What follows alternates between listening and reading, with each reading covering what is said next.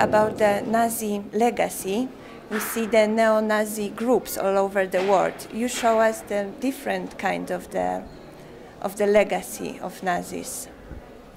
Yeah, of course, I try to reach also neo-Nazis today, but they slammed the phone on me.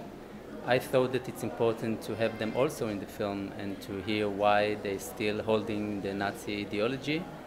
But I focused on the main character of the Nazi regime, well-known families like Himmler, Goering, Hess, and I think it is important to do such a dialogue between the third and the second generation from both sides, from the victim side and the perpetrator side.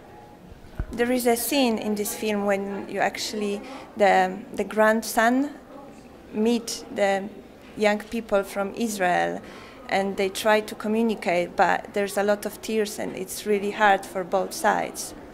Yeah, it is. Even 70 years after, it's very, both sides are still suffering, and it's not easy to speak about this issue. And of course, it was very special because the location it's a holy place. To be in Auschwitz and to meet, to do such an encounter between the grandson of the murderer, the mass murderer Rudolf Hess, and the third generation that came from Israel to visit the place that their families died there. It was very, very emotional moment, and of course it was also for me, it was very, very difficult to help.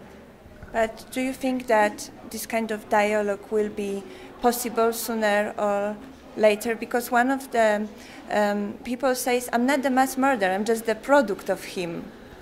Yeah, I think it's a fate to be born to a mass murderer, such is also it's a fate to be born to Holocaust survivor with all the meanings. But I think the main thing is to tell the truth, to speak about this subject, to tell the truth and to put this for discussion again and again, but from different point of view, because it's a kind of healing also to do such a dialogue between both sides.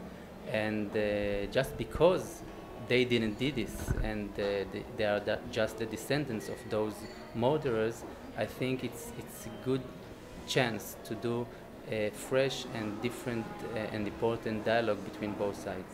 And let me just ask you if this is just general start for bigger picture, that we are always responsible for the next generation, or it's just about the Holocaust victims and about the Nazis' legacy?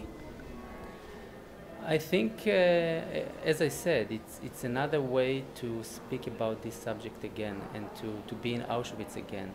And I think if we want to remember, we must find different ways to tell the story and not to tell the story again and again from just one point of view. So I think it's not instead of other films about the Holocaust, but it's another film and from different point of views. Thank you for bringing this film to Warsaw, and good luck with the contest. Thank you.